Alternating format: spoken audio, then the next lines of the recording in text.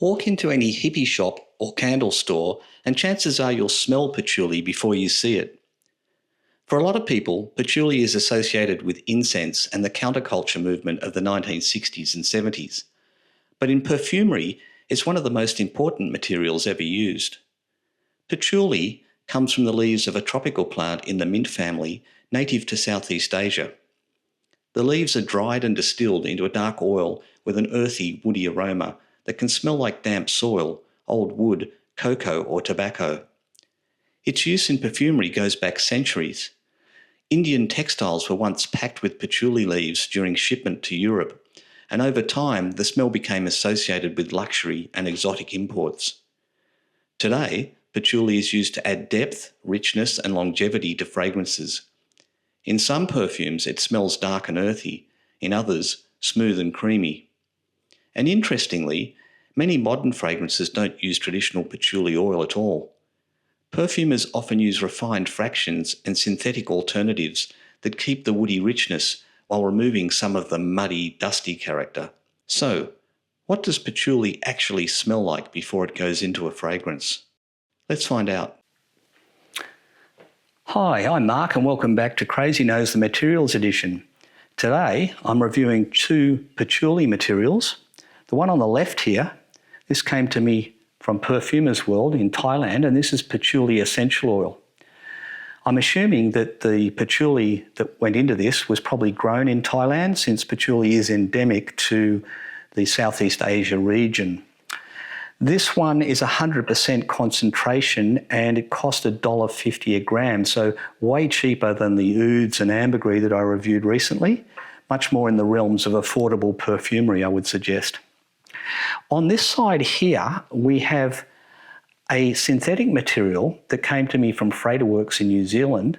This one is called Clearwood Prisma, and this material is a synthetic molecule that's designed to emulate the naturally occurring molecule called patchouli. And patchouli is the aroma material that gives patchouli its patchouli smell. So this is a synthetic recreation of that molecule. The Prisma iteration of this, so this was released, Clearwood's been around for a long time, over 20 years, but this Prisma version was released in 2023, and the company boasts that this contains 90 to 99% patchouli. So I'm expecting this one to be less complex, I guess, than the oil and maybe a little bit cleaner and brighter, but we'll find out soon enough. So let's start with the patchouli essential oil, and that'll be my baseline for comparison. I'm going to put a scent strip into here now and just describe this one to you. It's coming out of the bottle here. It's a sort of yellow honey colour, and it's fairly viscous too, I would say. I guess you'd expect that being an oil. So let's see what we've got here. Yes, this is a very complex material. I would say that this could be a perfume in its own right. It's got distinct base and top notes coming out of it. So let's start with the base.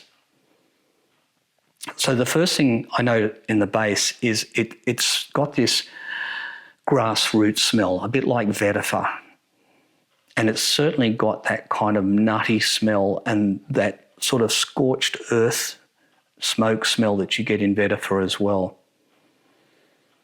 But that is coupled with some dark, dank, wet, mossy wood smells as well.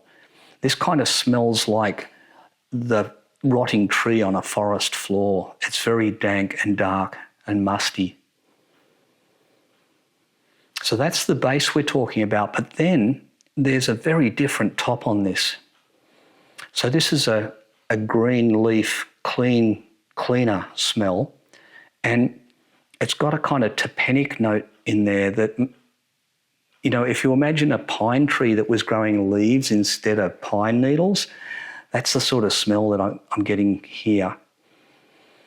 And there's also a bit of menthol in there, a minty mentholic smell.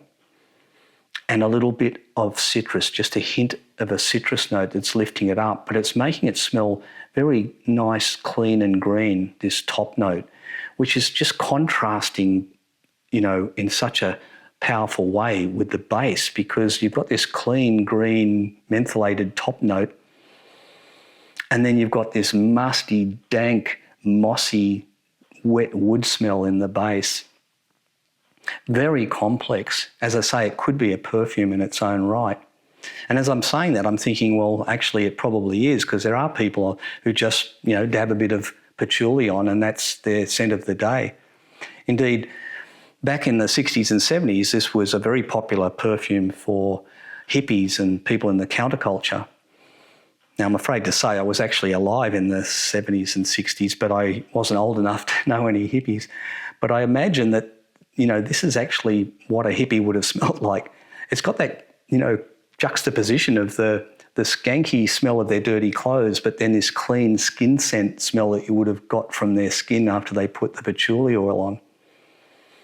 Yeah, really, really interesting. Anyhow, let's leave that one and have a look at this synthetic one.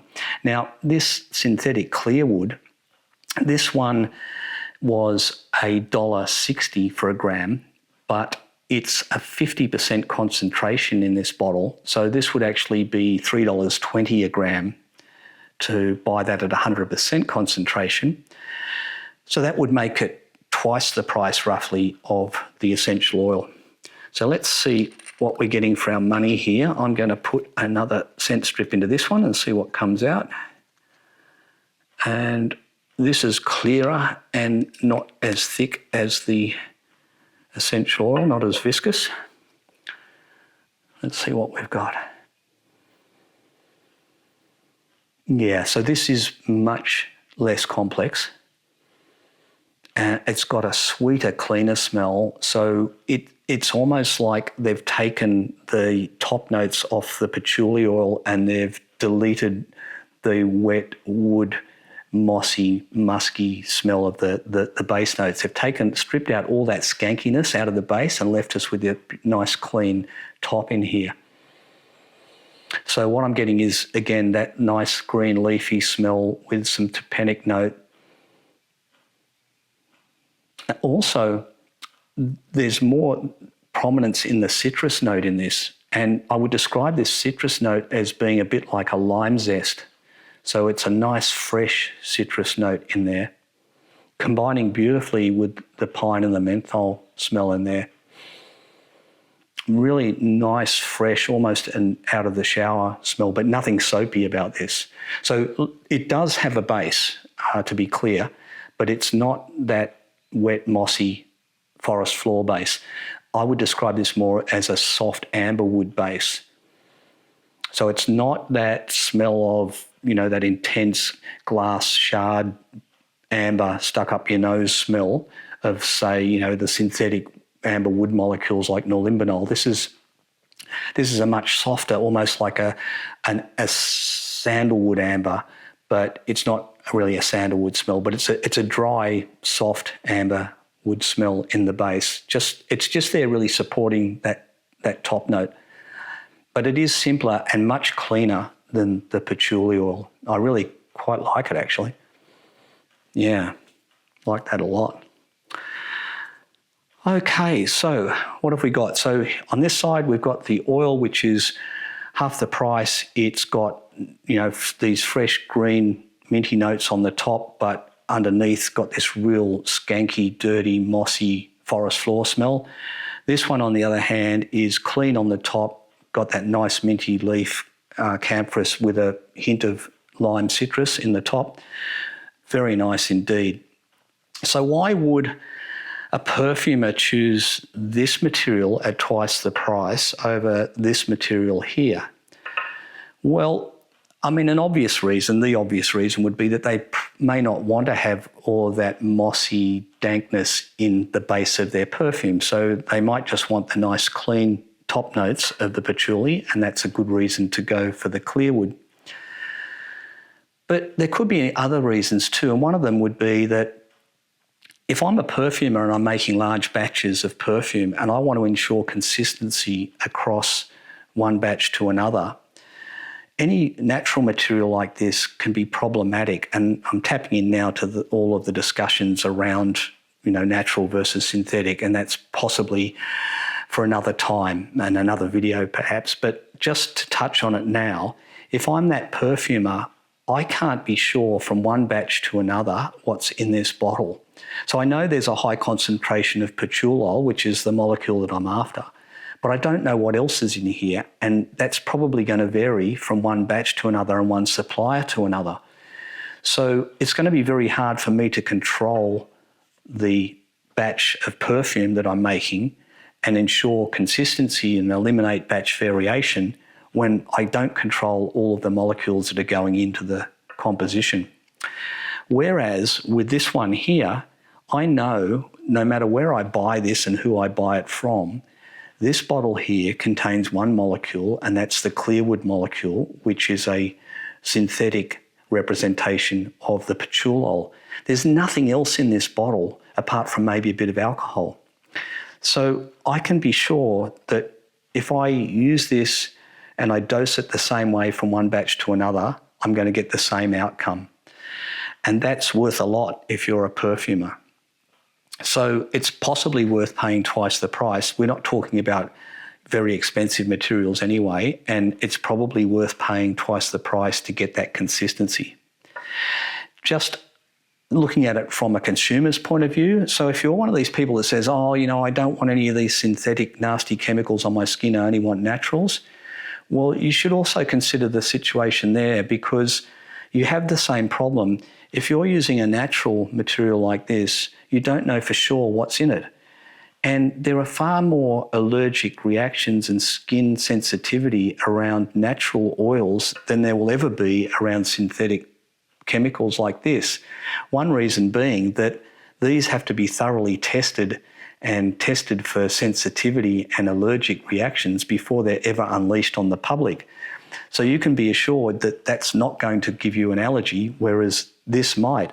And even though the batch that you used last year didn't give you a reaction, the one you buy tomorrow might do, because it's probably come from a different source.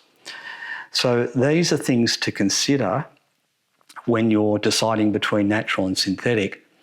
And I'm not going to say any more about it in this video because it'll go on forever, but maybe that's something to talk about in a future video. If you would like me to, let me know in the comments below. I'm happy to make a video on that whole subject of synthetics versus naturals. But I think we've covered all the key points for now. And I just want to say thank you for tuning in again. This was made in response to people that responded to my survey. So thank you to all of those that did. And it's interesting because up until about 48 hours ago, the clear winner in the survey was actually patchouli and oak moss, and I am soon going to be making an oak moss episode. But in the last 48 hours, it seems that things have shifted with the survey results, and now people are favouring frankincense and myrrh. Well, rest easy, because I'm going to actually cover the frankincense and myrrh. I will make a video on that as well, and indeed I will make a video about the animalic animal musks, the civet and the castoreum. So they will get made, those videos. I intend to make them down the track. And if you don't want to miss any of those, can I just suggest that you consider subscribing to the channel and hitting the notification bell so you'll be informed whenever a new video drops. And thank you so much to all of you who have subscribed. I've had a huge increase in subscribers in response to my oud video. It seemed a lot of people really connected with that video. They really liked what was in there, which is what prompted me to go on and make more of these deep dives on materials. It seems there's a lot of curiosity out there around that. So thank you again for all the subscribers and all the wonderful positive comments you've left for me. It really does encourage me to go on and make more. And until the next video, take care, stay safe, and enjoy your fragrances, whatever you're wearing.